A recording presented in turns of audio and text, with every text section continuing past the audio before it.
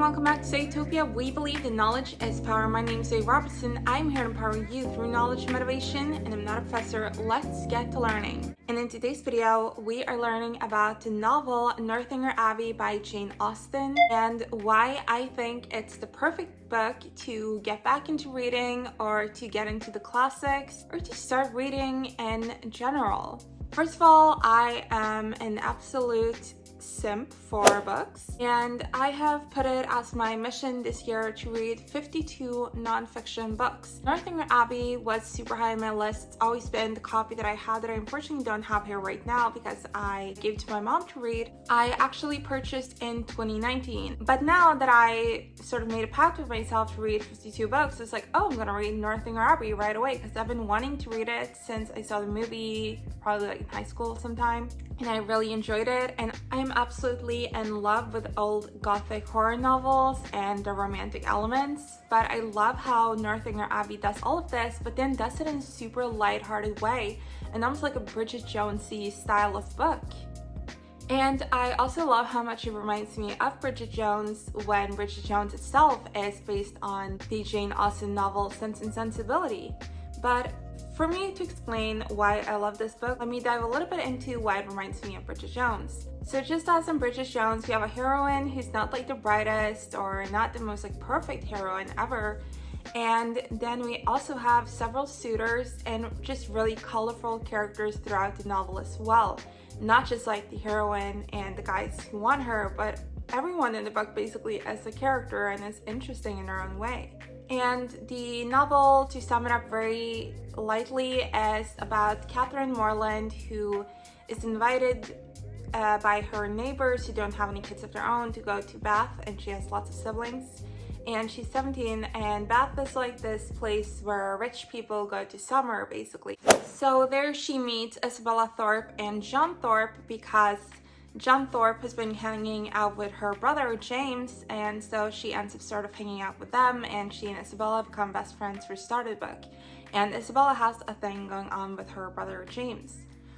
But she also meets a different family, Henry Tilney and Eleanor Tilney. And Henry Tilney, it's worth noting that Isabella's brother John is trying to woo Catherine because he thinks she's pretty, basically. Sort of like the TikTok sound that everyone uses, like, oh, you're so pretty, and she's like, oh, but what else? That's sort of the vibe there. So she meets Henry Tilney, and he's very straightforward, very sarcastic, and very interesting to her, but sort of aloof. And Eleanor Tilney, she has a lot in common with, like, they love books and adventures and that sort of thing. And long story short, she ends up sort of noticing that Isabella and John are bad news, and she gets very close to the Tilneys, and their father, General Tilney, invites her to go to Northanger Abbey. And at Northanger Abbey, she has like sort of these run-ins with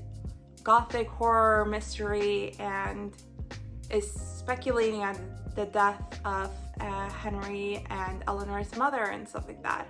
So it's really like a societal drama. It's sort of a coming of age story because she is 17. It's the first time she's leaving home. She's on her own.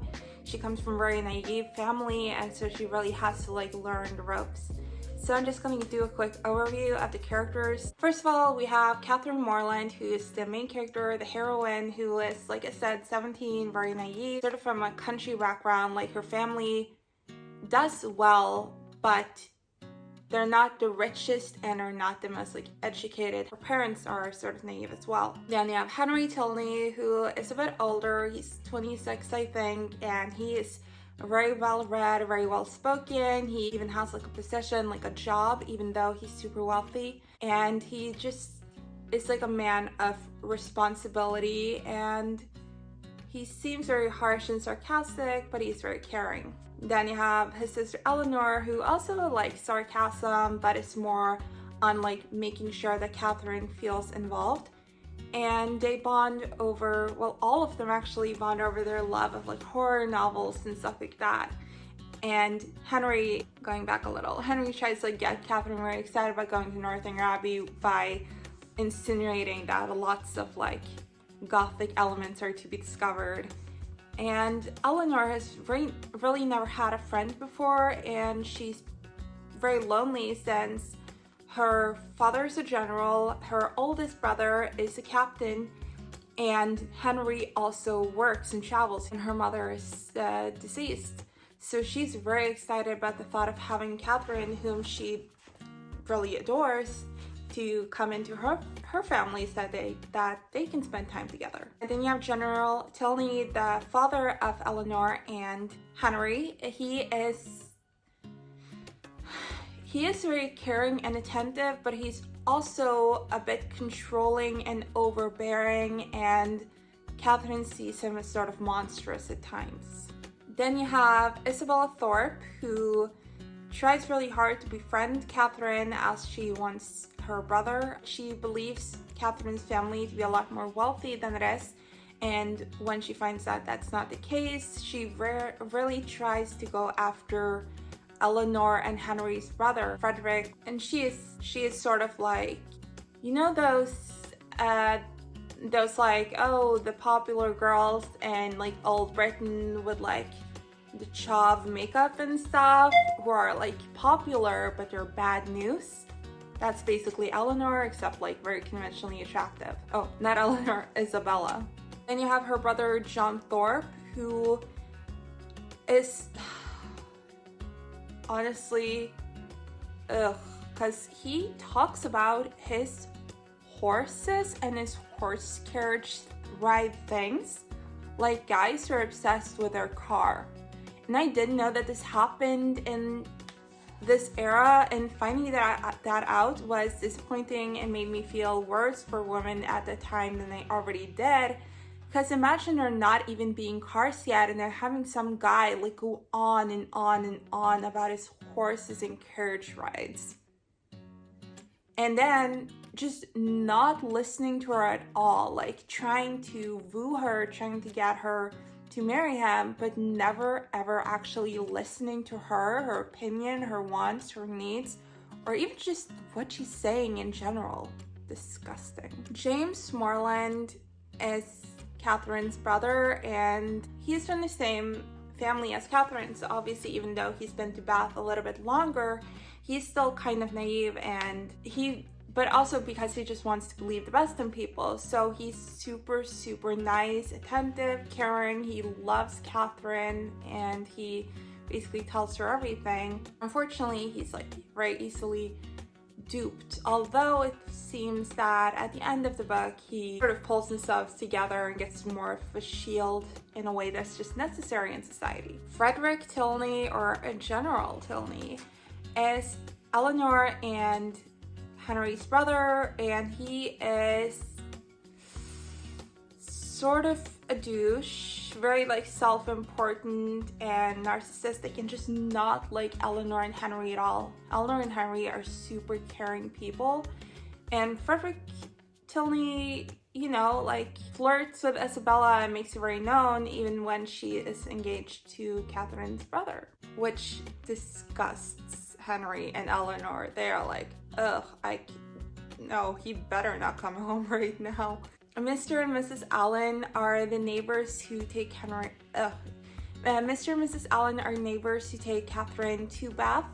They are interesting. Mr. Allen is basically just a guy who works, and Mrs. Allen is a nice woman, but she's very gossipy, and she is a little bit strange, sort of, because she doesn't have any children, and I believe she just can't have children. But they're very wealthy, and they, you know, want to contribute or like give someone something. They want to like take on Catherine and all of that, but they're very wealthy. So Mrs. Allen talks a lot about her dresses and sort of brags about those because she doesn't have all that much going for her, and she is a little bit vain, but then again, you know, like what options did she really have? Mrs. Thorpe, on the other hand, she's very gossipy and vain as well, but she talks a lot about her children, and she's friends with Mrs. Allen. But the thing is that she has 2 other daughters as well, and she just doesn't really pay any attention to them because Isabella is the most beautiful, so she wants to just get Isabella married as soon as possible and get her a good deal So she's focusing all of her attention on that and not on Isabella's sisters because they're just not as attractive, so she won't get a good price for them. And then it's very important for her to get Isabella married because her husband is dead, so they don't really have that income. And then last but not least, you have Mr. and Mrs. Morland and the rest of Catherine's family. And they are, you know, like really straightforward, shoot from the hip, naive, loving country people. So why should you read this book? Why is this a great starter book for classics, for getting to reading, for just a light, lovely read? Or for a teen or a tween? Well, first of all, the narrative. Catherine herself doesn't understand everything that's going on around her, but Jane Austen still lets us know what's going on so that you as a reader aren't lost because Catherine is a bit lost. So that is why I think it's really good also for young minds to read. And it is just very fun and lighthearted. A thing that I really like in this that you don't see a lot, especially nowadays, is that the characters, similar to like a Disney story, are just mainly like good or bad. Like you know who the villains are, you know who the good guys are, and the good guys win. And I think that's just really refreshing in our days. Like there basically aren't any morally great characters or anything. Like all of them have good qualities and are well-rounded humans, but you know who to root for and who not to root for, and I just sort of love that. And also, since the characters are well-rounded and since the good characters are really good, you really care about the characters and what happens next. And it's a book where you don't want to put it down, not because it's so like action-packed, but just because you're like, oh my god, when are we gonna get to this happy ending? Like, I love these people. And I had the vibe with that I have with like Bridget Jones' House of Night books that I love that are sort of more lighthearted. It's just that I really just wanted to stick around with the characters more. Like I wish there was a Northanger Abbey sequel, threequel. Like I just want more of it. Like I love the characters, and basically any of the characters I would pick up and read a book about them from their perspective, you know? I wish Jane Austen did with Northanger Abbey what Stephanie Meyer did with Twilight, where you get like his view, because Henry is just a very charming and interesting character.